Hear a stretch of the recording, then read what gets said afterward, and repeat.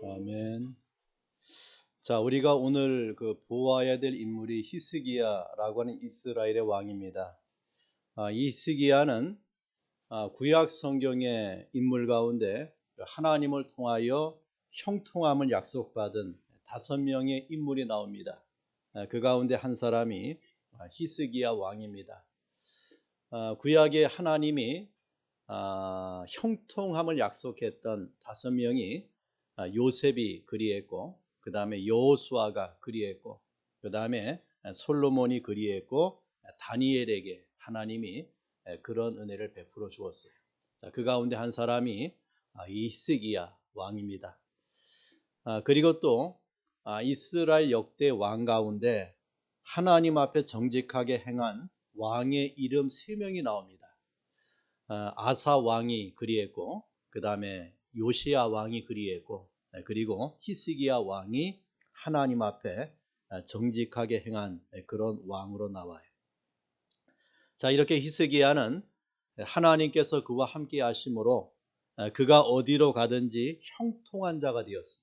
어디로 가든지 형통한 자가 되었고, 여호와께서 보시기에 정직하게 행한 자라고 성경이 히스기야를 평가하고 있는 것을 보게 됩니다. 자, 이러한 히스기야는 자기 아버지 부왕인 아하스의 뒤를 이어서 남유다의 13대 왕으로 25세에 왕위에 오르게 됩니다. 히스기야라고 하는 이름의 뜻은 하나님은 나의 힘이시다, 여호와는 강하시다, 이런 뜻을 갖고 있어요.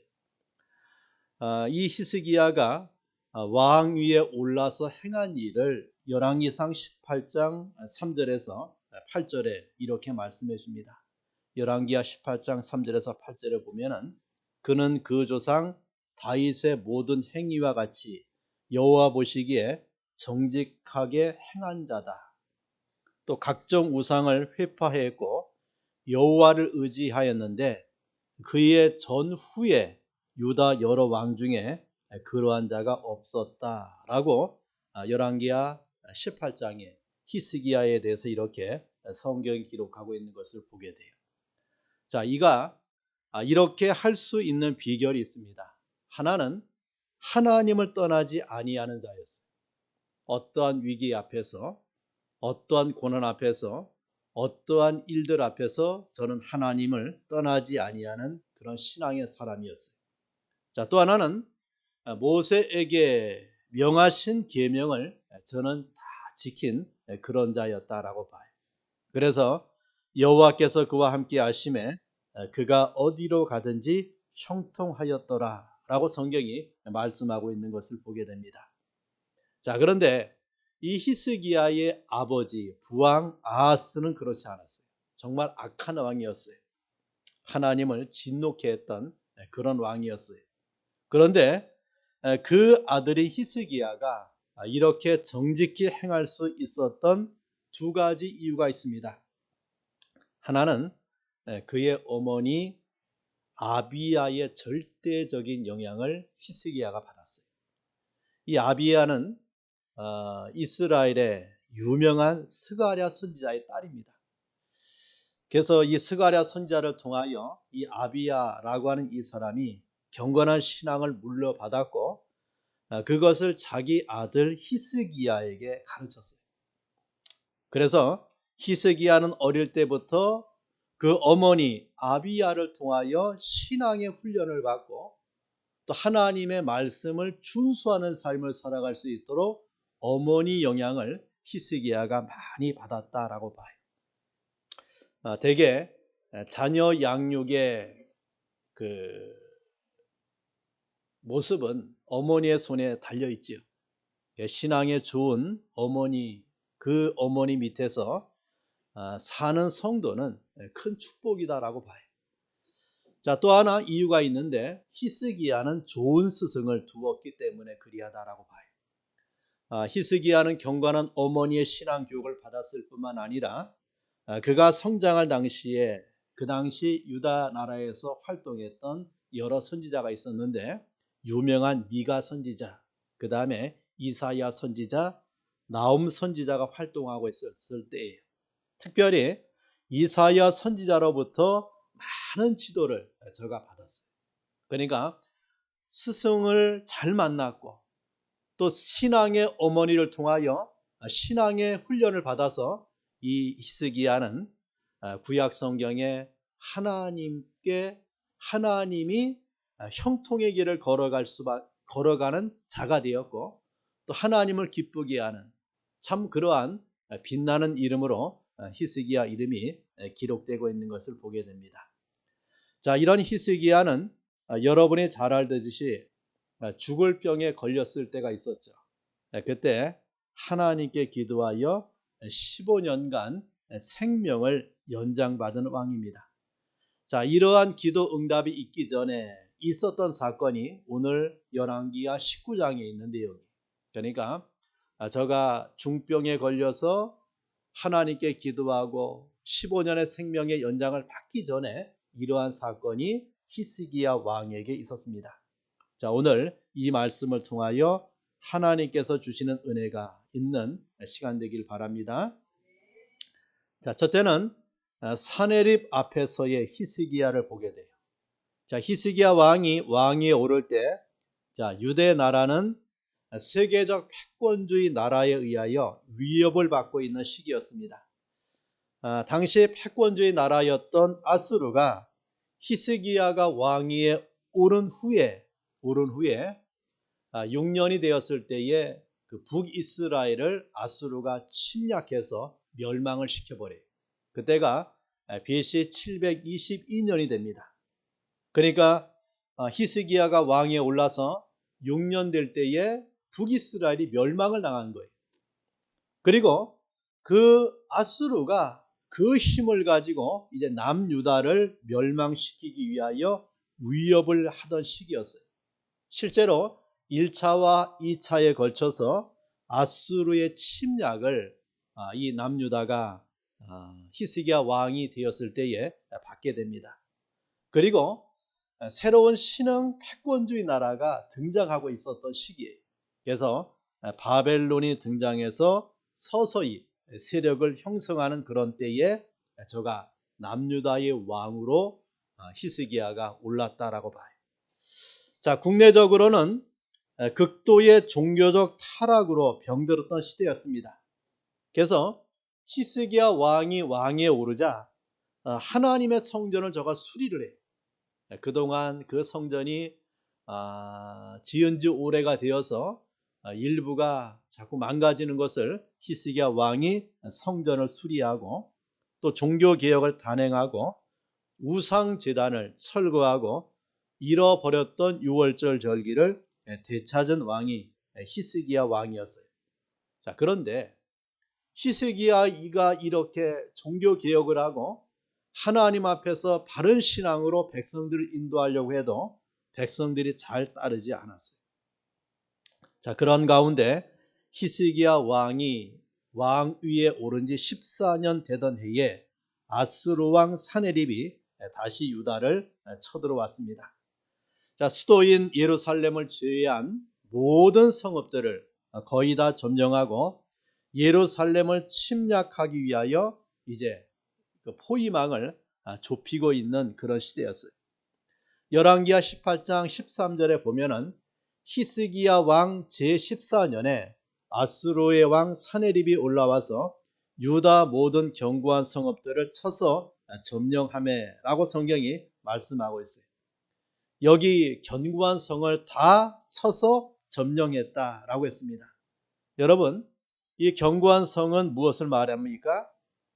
성벽을 든든하게 세우고 전쟁을 위하여 만반의 준비를 다 갖추고 훈련 잘된 무장 군인들이 지키고 있는 성읍을 가리켜 견고한 성이라고 해요.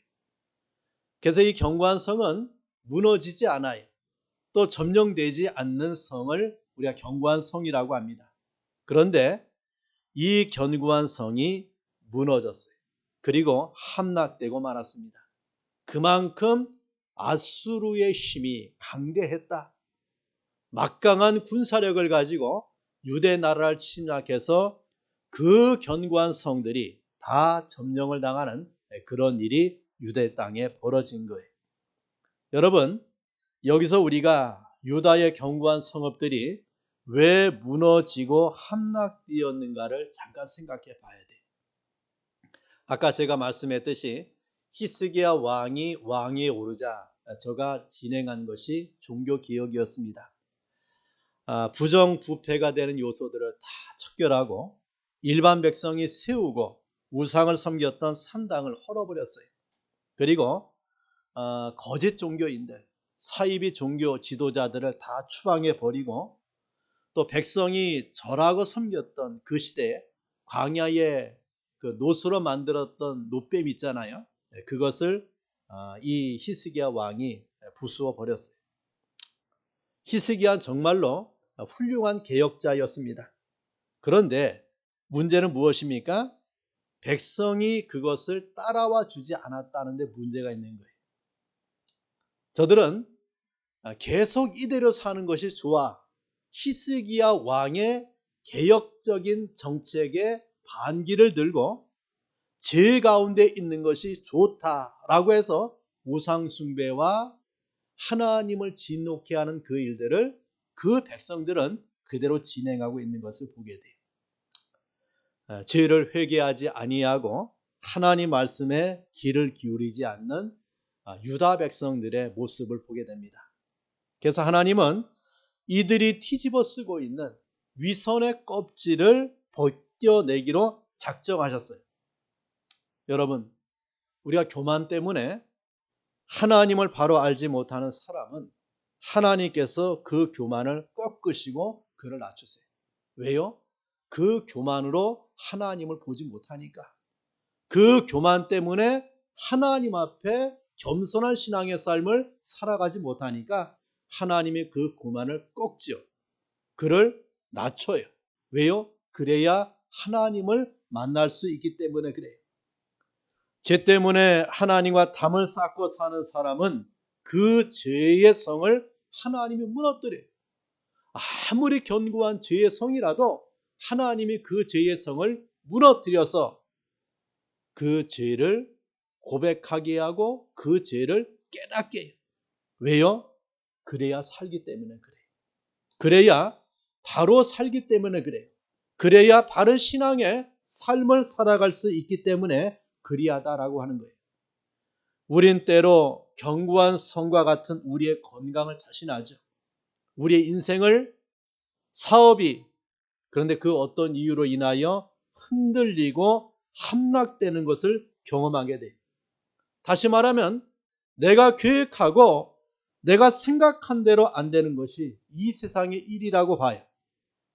꼭 되리라고 믿었던 일들이 안 될 때가 많이 있습니다.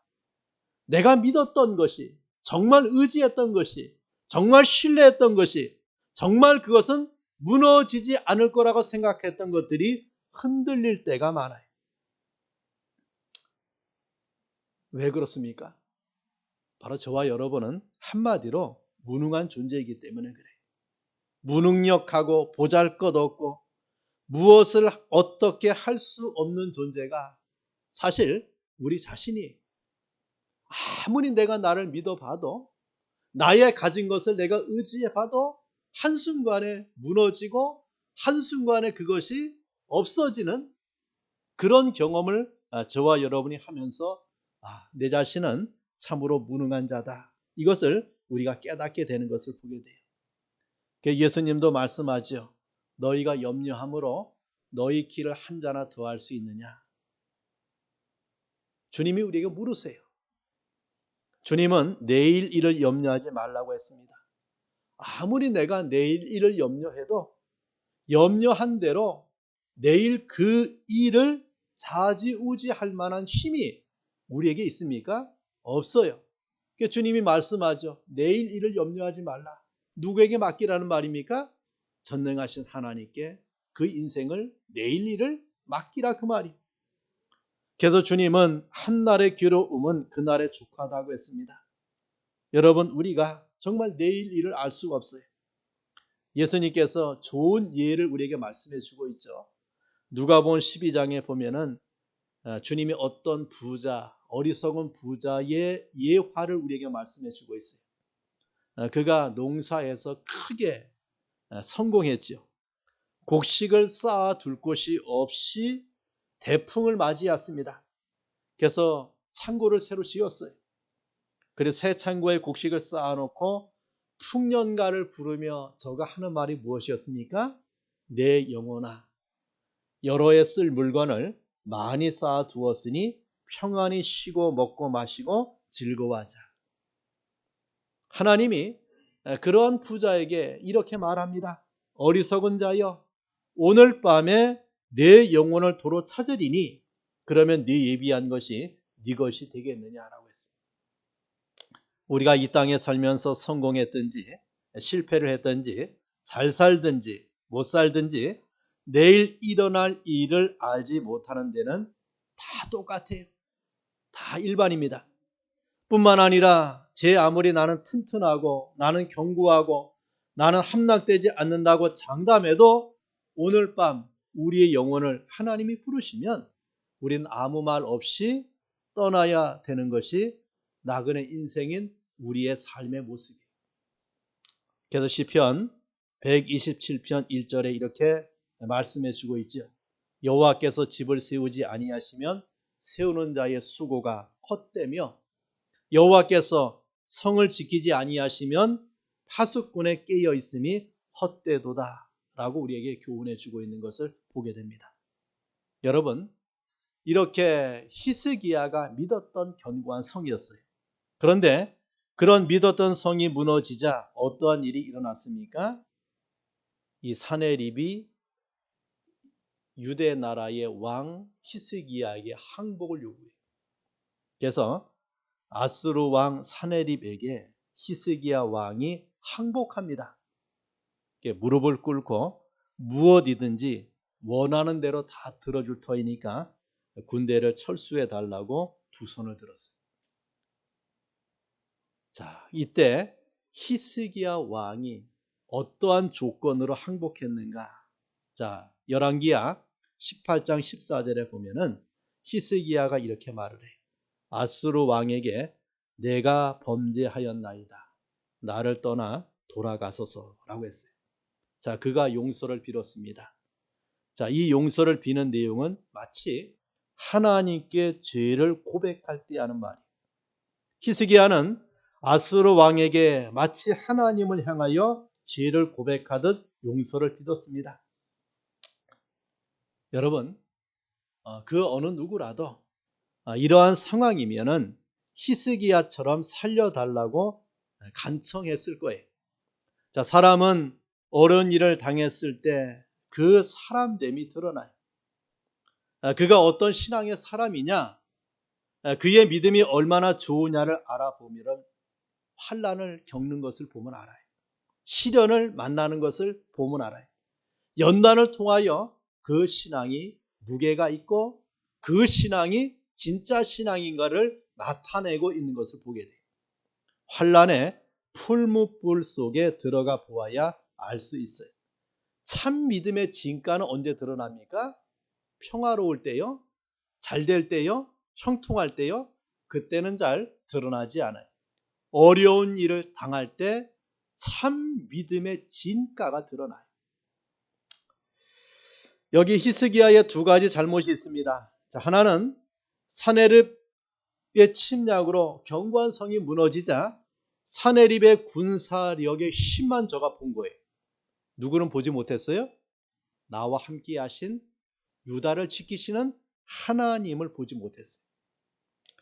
사네립에게 내가 범죄하였나이다 라고 고백하는 대신에 히스기야는 누구를 찾아가야 돼요?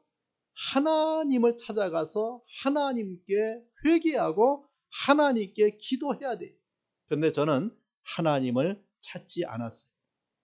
그는 사네립의 창과 칼만 보았지 하나님의 권능을 보지 못했어요. 여러분, 내가 어려운 일을 당할 때 누구 앞에 무릎을 꿇느냐, 이것이 정말 중대합니다. 내가 어려움을 당할 때 누구의 손을 잡느냐, 이것이 중대해요. 내가 어려움의 일을 당할 때 정말 헤어나올 수 없는 고난을 만날 때 내가 누구에게 부탁하느냐, 이게 중대합니다. 누구에게 내 사정을 이야기하느냐, 이게 중대해요. 여러분, 예수께서 그 유대인 회당장 야이로의 방문을 받았죠. 야이로가 주님을 왜 찾아왔습니까? 저희 무남 동료가 중병에 걸려서 죽어가기 때문에 그 아이를 살리기 위해서 회당장 야이로가 예수님을 찾아옵니다. 그때 유대인의 회당장 야이로가 주님을 찾아오면서 예수께 와서 예수께 엎드려 예수께 간구했다. 성경이 이렇게 기록해요. 자, 회당장 야이로는 문제를 누구에게 가지고 갔습니까? 주님께로 가지고 나왔어요. 내가 해결할 수 없는 이 문제, 그 당시에 의술로 해결할 수 없는 그 문제를 가지고 저는 누구를 찾아갑니까? 주님을 찾아가는 거예요. 그리고 주님에게 엎드려 그 주님에게 간구하는 신앙이 누구에게 있었습니까? 야이로에게 있었어요. 여러분, 우리가 누구 앞에 무릎을 꿇고 있습니까? 사내립과 같은 존재 앞에 무릎을 꿇고 나를 살려달라고 애걸하고 있지는 않습니까? 여러분, 정말 누구의 손을 잡고 누구에게 사정을 이야기하고 누구에게 무릎을 꿇는 것이 정말 중대한데, 바로 우리는 누구에게? 전능하신 하나님 앞에 무릎을 꿇고 간구하는 자가 되어야 돼요. 세상의 권력이나 세상의 집권자나 세상의 조건들 앞에 무릎을 꿇는 것은 굴욕이에요. 굴욕이죠. 그러나 성도가 하나님 앞에 무릎을 꿇는 것은 성도라고 하는 하나님의 자녀의 특권이에요. 하나님 앞에 하나님의 자녀가 무릎을 꿇고 간구할 수 있는 것은 하나님의 자녀가 하나님을 통하여 받은 축복이요, 특권이에요. 그런데 이 히스기야 왕은 처음에 그리하지 아니했다라고. 자, 또 하나는 이사야 선지자를 저가 만나지 아니했습니다. 당시 예루살렘에는 이사야 선지자, 즉 하나님의 종이 있었어요. 어릴 때부터 이 히스기야는 이사야 선지자의 가르침을 받았어요. 이사야 선지자는 하나님께서 유다 왕궁과 민족을 위하여 하나님의 말씀을 대언하는 하나님의 사자였습니다. 그는 유다 나라의 영적인 지도자였어요. 국정 전반에 걸쳐 하나님의 말씀을 전달하는 하나님의 대언자였습니다. 나라에 어려운 일이 일어나면은 이사야 선지자와 의논하고 그의 지도를 받는 것이 상례였습니다. 그런데 히스기야는 이사야 선지자와 의논하기 전에 자기 혼자 사내립에게 가서 항복을 결정하고 말아요. 자, 그 까닭이 이사야 선지자보다는 자신이 이러한 상황에 대하여 현명하게 잘 판단하는 존재라고 생각했기 때문에 그렇습니다. 자, 그러나 이것은 히스기야 왕의 큰 잘못이었어요. 이사야는 이사야 개인이 아닙니다. 하나님의 대언자예요. 이사야와 의논하는 것은 누구와 의논하는 것입니까? 하나님과 의논하는 거예요. 이사야에게 물으면 이사야는 하나님에게 물어서 하나님의 대답을 들려주는 거예요. 그러니까 이사야에게 물으면 하나님의 대답을 들을 수가 있고, 이사야에게 부탁하면 하나님의 도움을 받을 수가 있고, 이사야와 의논하면 하나님의 뜻을 받게 되는데, 히스기야는 이것을 부정해 버린 거예요. 성도 여러분, 우리가 인생의 어려운 일을 당할 때 하나님을 찾길 바라고 하나님과 의논하길 바래요. 동서남북 뛰어다니며 사내립을 찾아다니기 전에 하나님을 만나길 바래요. 하나님께 부탁하길 바래요. 하나님의 소리를 듣길 바랍니다. 하나님께 간구하고 기도하는 자가 되길 바래요.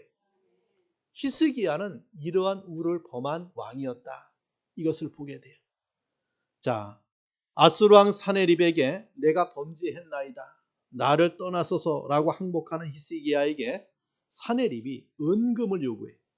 그 양이 은은 300달란트, 금은 30달란트예요. 우리가 달란트, 1달란트의 중량이 얼마 되는지 아십니까? 35kg이 돼요.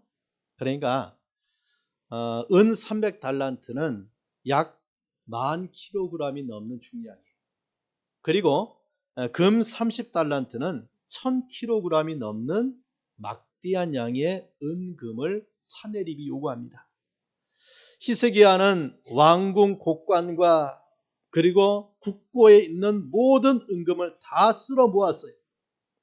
그래도 요구하는 금의 양을 채울 수가 없게 되자 무엇에 손을 댑니까? 여호와의 성전 문에 있는 금을 벗겨내. 그리고 자신이 여호와의 성전 기둥에 입혔던 모든 금을 벗겨서 사내립에게 갖다 줍니다. 참 절망이죠. 하나님의 성전을 손을 대고 하나님께 드려졌던 그 예물을 저가 벗겨서 하나님 앞에 바쳤던 것이 이제 이방의 왕 사내립에게 넘겨다는 그런 일이 벌어져요.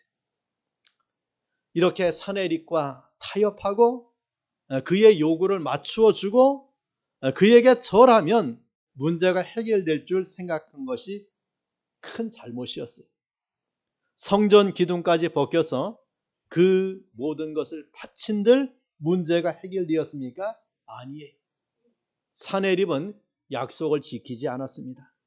군대를 철수하지도 않았고 은금을 다 가져가고 도리어 열왕기하 18장 17절 이하에 보면은 세 장수 다르단, 납사리스, 납사게를 통하여 대군을 인솔해서 수도 예루살렘을 포위하게 하고 히스기야를 쳐서 없애라는 명령을 내려요.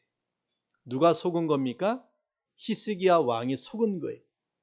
여러분, 마귀의 별명이 뭔지 아세요? 속이는 자입니다. 내게 절하라.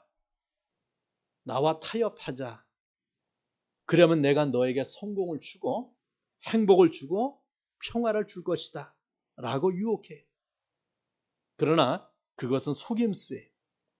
기둥 껍질까지 다 벗겨 가져다 주어도 그 문제가 해결되기는커녕 오히려 더 큰 위기와 위험 앞에 놓이게 하는 것이 마귀의 속성이에요.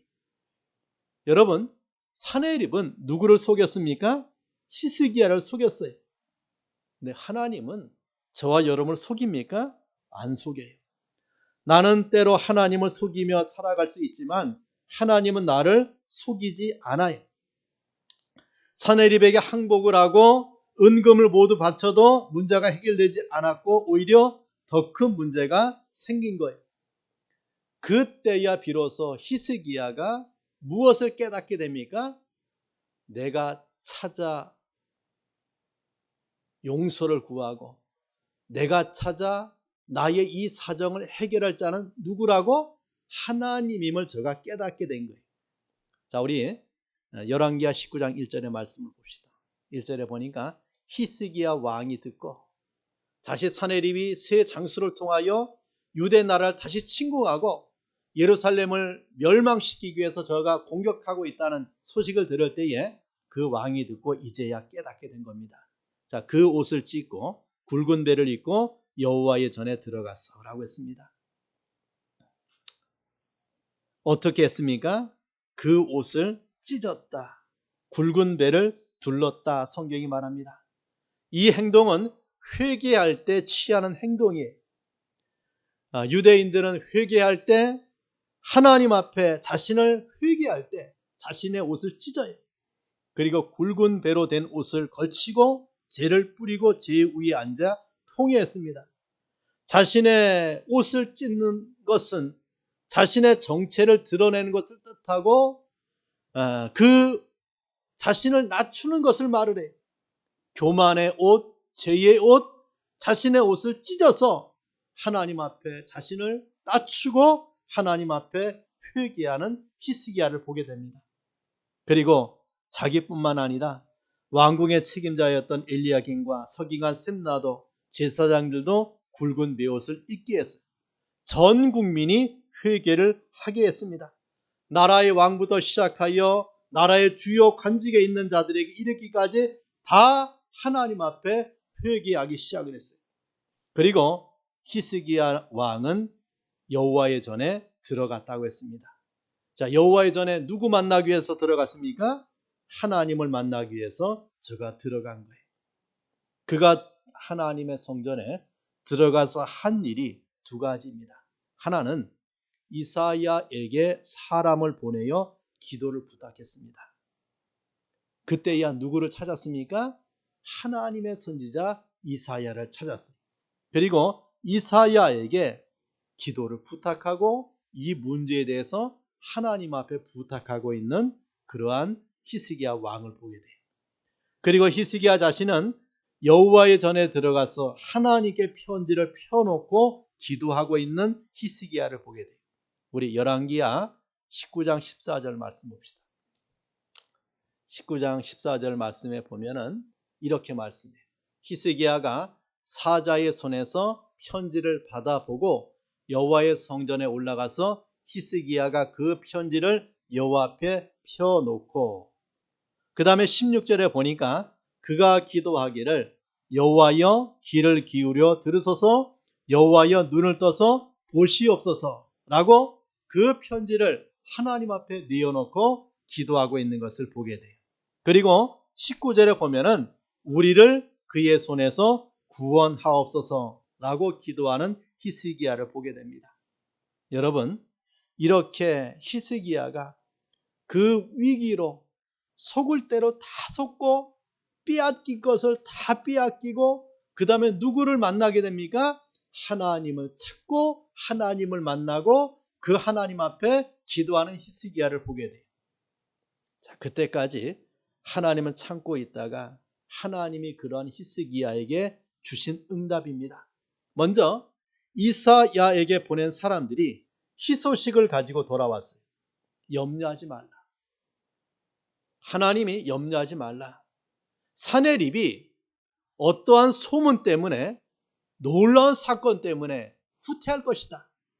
그리고 저 사내립은 자기의 본국에 돌아가서 암살당할 것이라는 소식을 하나님을 통하여 이사야가 전달받게 돼요. 그리고 이사야를 통해서 이 히스기야 왕은 이제 하나님의 은혜를 받게 되는데 하나님이 그 이사야를 통해서 기도 응답을 어떻게 해주고 있는가? 열왕기야 19장 35절에서 37절에 보면은 그날 밤에 여호와의 사자가 아수르 진영을 종횡무진 휩쓸면서 아수르 군사 18만 5천 명을 쳤어요. 그러니까 하나님의 군사가 여호와의 사자가 아수르 군대를 다 진멸을 시켜버린 거예요. 아침에 깨어보니까 18만 5천 명의 시체가 드러누워 있는 것을 보게 돼요. 이런 상황에 사내립은 도망치듯 자기의 조국으로 돌아가게 되고 거기에서 37절에 보면은 암살당하고 마는 사내립을 보게 되죠. 성도 여러분, 우리가 히스기야가 끝까지 사내립의 비위나 맞추고 무릎을 꿇고 애걸하는 일을 거듭했다면 아마 아수르의 종이 되었을 거예요. 그러나 그는 단호히 회개하고 하나님께 돌아서고 하나님께 물었고 하나님께 기도했어요. 그 결과 그 문제를 누가 해결해 주었습니까? 하나님이 해결해 주고 있는 것을 우리에게 보여줍니다. 여러분, 우리도 크든 작든 인생의 삶을 살아가면서 여러 위기 앞에 인생의 삶을 살아가요. 그런 위기 앞에서 그 위기가 가지고 있는 세상 일을, 세상의 권력을, 세상의 그것들을 우리가 바라보고 절망하고 낭망하고 그것과 타협하는 인생이 아니라 나를 존재케 하시고 이 세상을 존재케 하시는 누구를 바라보라고 말씀해 줍니까? 하나님을 바라보고 하나님을 만나고 하나님께 기도하고 하나님이 우리에게 이 히스기야를 통해서 우리에게 말씀해 주고 있다라고 봐요. 저와 여러분에게 그런 은혜가 있기를 축원합니다. 자, 우리 기도하겠습니다. 자, 오늘 받은 말씀을 붙들고 기도합니다. 위기 앞에 서 있는 그리고 그 위기 앞에서 내 신앙의 본 모습이 나오죠. 히스기야는 이렇게 속을 대로 다 속고 저가 결국은 하나님 앞에 서서 그 문제가 해결되는 히스기야를 보게 돼요. 왜 하나님이 히스기야를 형통한 자로, 또 히스기야를 하나님의 마음에 합한 자로 성경에 기록해 놓고 있는가? 바로 끝이 좋은 사람이에요. 하나님 앞에 저가 잘못했고, 또 저가 불의했고, 또 잘 불신앙을 했지만 회개하고 하나님께 돌아가서 결국 하나님을 통하여 이런 은혜를 받는 히스기야는 우리 신앙에 큰 귀감이 된다라고 봅니다. 자, 이런 은혜를 위해서 우리 다 함께 통성으로 기도하겠습니다. 하나님 아버지 감사합니다. 이 시간 우리 하나님의 말씀을 통하여 히스기야 왕이 그 위기 앞에서 자신의 힘을 가지고 그 문제를 해결해 보려고 애를 썼지만 결국은 하나님께 나와 그 문제를 해결받고 마는 히스기야 왕을 보게 됨을 감사합니다. 하나님, 우리가 인생의 길을 걸어가면서 여러 위기를 만날 때마다 그 위기 앞에 우리가 어떠한 신앙의 자세를 취해야 되는가를 교훈해 주고 있음에 감사합니다. 하나님을 만나게 하옵소서. 하나님께 회개하고 돌아가게 하옵소서. 하나님 편에 서게 하옵소서. 하나님께 묻게 하시고 하나님께 기도함을 통하여 하나님을 통하여 그 회개의 은혜를 받을 수 있는 복된 자가 될 수 있도록 은혜를 베풀어 주시옵소서. 하나님 감사합니다. 이 시간도 위기 앞에 서 있는 히스기야가 결국 하나님께 돌아가서 하나님을 통하여 그 위기를 해결해 주시는 하나님을 만나는 장면을 우리에게 보여주고 있음에 감사합니다. 우리가 인생의 길을 걸어가면서 하나님께 묻는 자가 되게 하시고 하나님을 만나는 자가 되게 하시고 하나님께 기도하는 자가 되게 하시고 하나님께 기도함을 통하여 하나님이 해결해 주시는 은혜를 받는 자 될 수 있도록 주님이 축복하옵소서. 예수님의 이름으로 기도합니다. 아멘.